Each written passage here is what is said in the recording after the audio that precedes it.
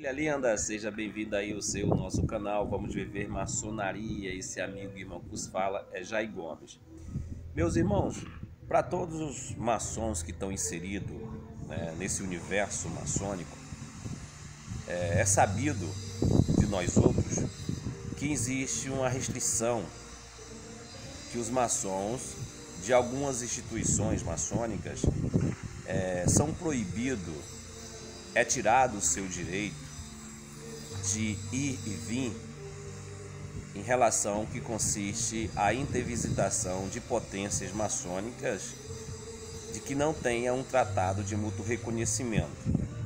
Por exemplo, hoje nós temos aqui três confederações, né? Aliás, uma federação e duas confederações que reúnem em seu núcleo central potências maçônicas. A CMSB, ela tem as grandes lojas estaduais, a Comap tem os grandes orientes estaduais e o Grande Oriente do Brasil é uma federação que reúne os seus orientes estaduais segundo a sua jurisdição. E outrora, nós somos sabedores que essas potências não se respeitavam. Elas não tinham a liberação de que seus membros pudessem visitar uns aos outros. Até um dado momento que houve um acordo político, não deixa de ser um acordo político, e que fizeram um tratado de mútuo reconhecimento no jargão maçônico, para que haja uma liberação de intervisitação da sua membresia, entra-se em um acordo político de um tratado de mútuo reconhecimento.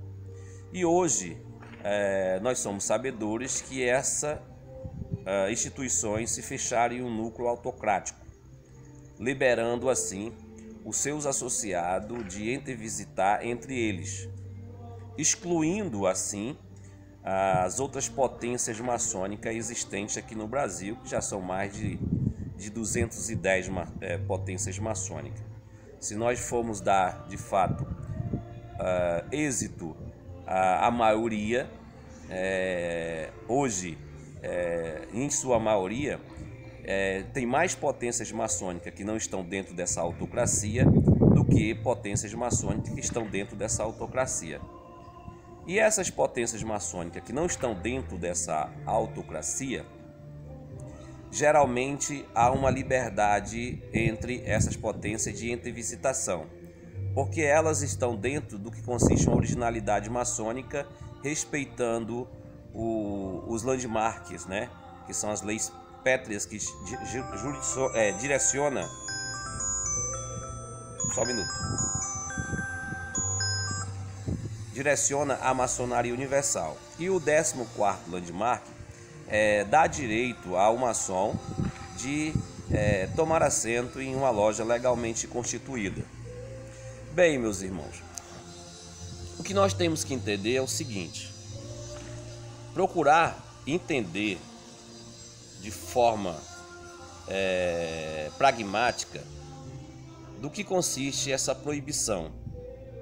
Qual o intuito, qual o êxito que eu manter os meus associados, tirando o direito do que consiste a liberdade de ir e vir, ou seja, de você tomar atitude pela sua própria prerrogativa de ser um homem livre e pertencer a um Estado laico, um Estado de direito. E aí é onde a gente tem que entender qual a substância dessa proibição, qual o sentido real dessa proibição. Eu vou partir aqui de um princípio lógico, buscando exemplo em algumas religiões fundamentalistas, para que você possa entender melhor. Eu vou buscar aqui uma seita que nós temos aqui, a gramatura de Testemunha de Jeová. Nós sabemos que o Testemunho de Jeová ele funciona de um certo aspecto de um órgão, de uma associação, onde os seus membros estão direto associados a essa instituição. E que, e estando esses membros associados a essa instituição, eles também têm algumas obrigações e a detenção de uma certa liberdade.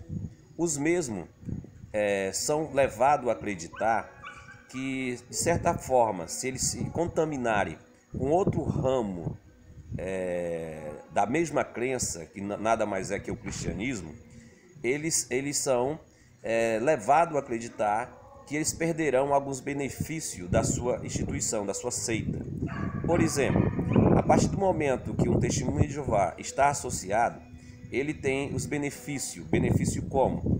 Da questão essencial da ideia que ali se prega. Ou seja, serão salvos, serão libertos da morte em uma determinada data, no futuro, a qual eles acreditam que haverá uma ressurreição coletiva e somente os testemunhos de Jeová que estão associados e que manter a sua vida pautada dentro do que consiste o contrato social daquela instituição terão o direito de ressuscitar no último dia, ou seja, serão salvos. Ao contrário daquele indivíduo que passou metade da sua vida ali naquela instituição, mas um dado momento ele se instituiu, ou seja, ele não frequentou mais, ele se associou daquela instituição, faz a esse indivíduo acreditar que ele perdeu o direito de ressuscitar no último dia. Querendo assim a instituição fazer essa membresia acreditar que o direito estar na instituição e não na individualidade do indivíduo, na crença do indivíduo, na fé do indivíduo, mas a instituição que faz a ortogação, que dá o direito a esse indivíduo à ressurreição. Não é um tanto controverso? Ou seja, a instituição clama para si o direito de conceder a ressurreição ao indivíduo, não o indivíduo na sua individualidade, na crença do seu Deus, na crença do seu Salvador. Não adianta nada você confessar a sua crença ao seu Salvador, mas se você não estiver dentro da instituição, e aí você perderá o direito a ressuscitar no último dia.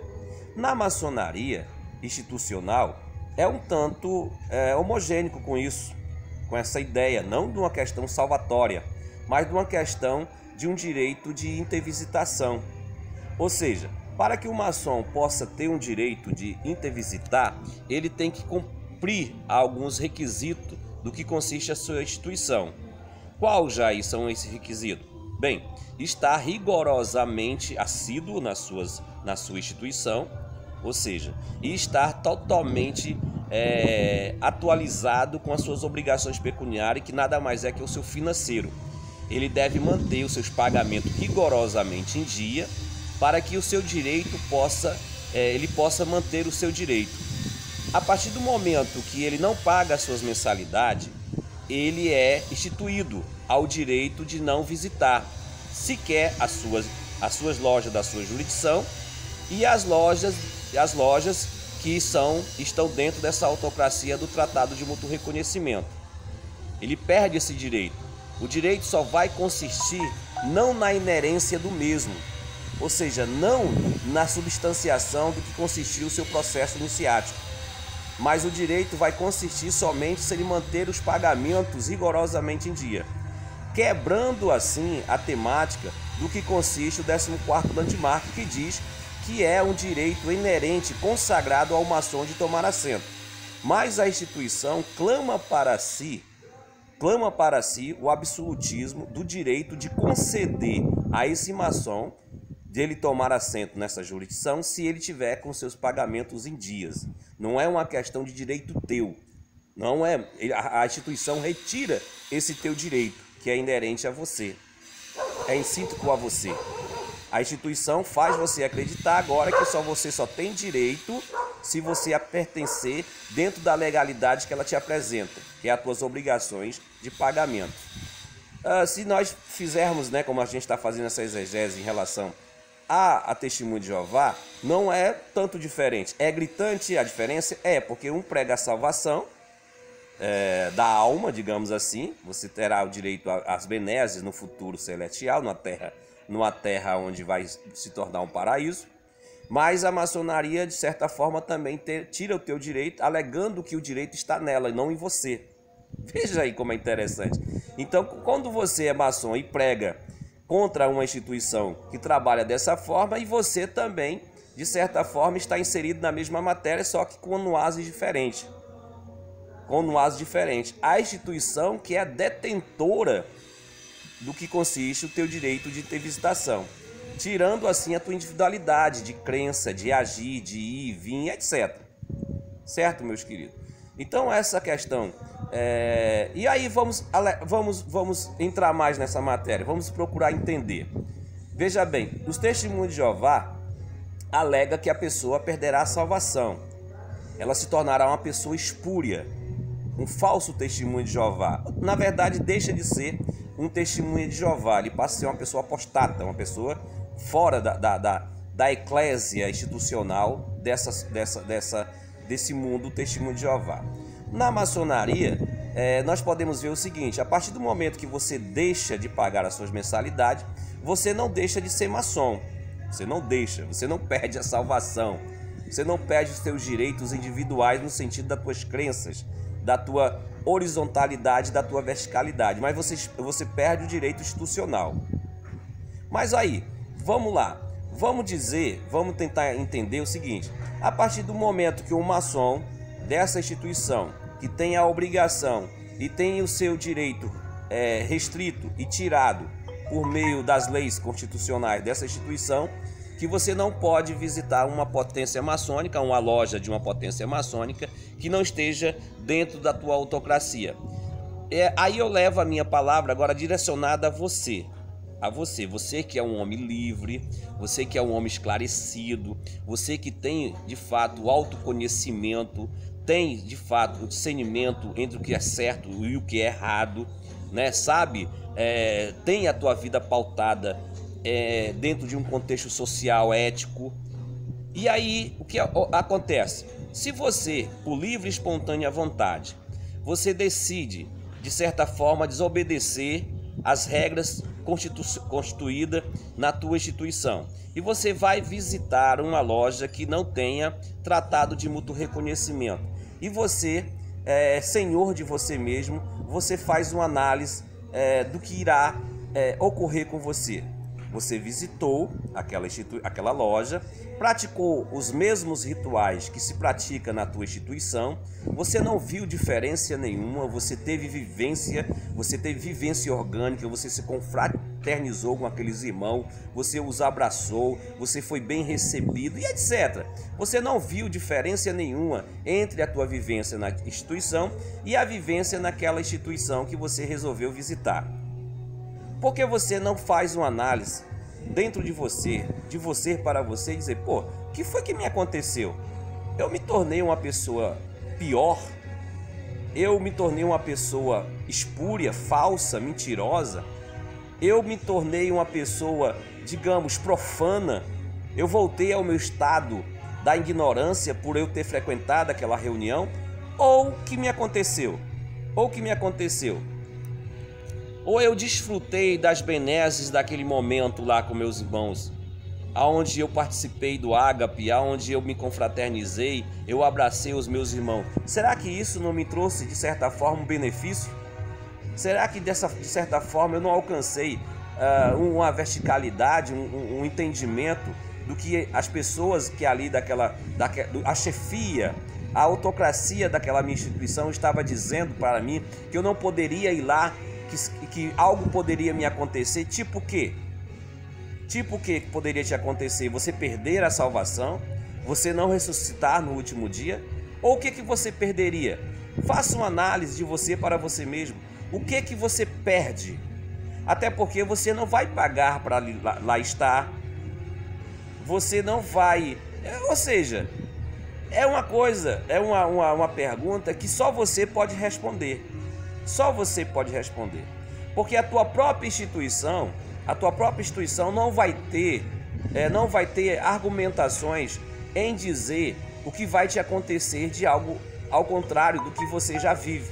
Diferente dos testemunhos de Jeová que alegam que esse indivíduo vai perder a salvação e não vai ressuscitar no último dia. E na maçonaria, o que nós vamos perder se nós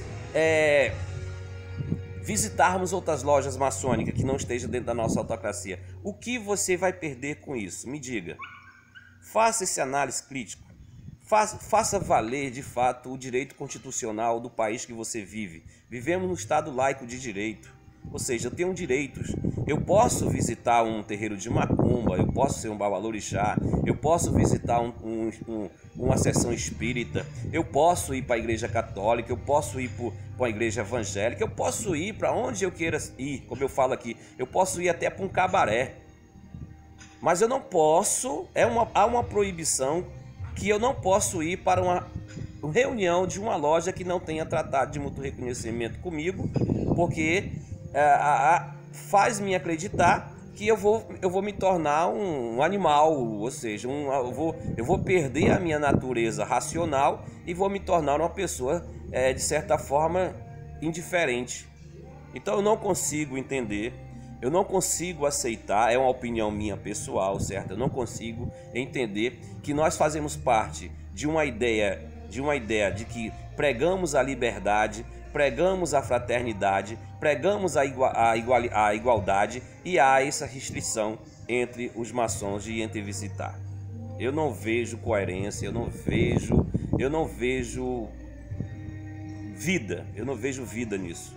Esse é o meu posicionamento. Deixo aqui esse vídeo para que você possa meditar, você possa se autoanalisar, né? E que você possa fazer valer o teu direito de maçom, de homem livre e de bons costumes, e possa visitar os seus irmãos de outras instituições, de outras lojas maçônicas. Te amo sem te conhecer.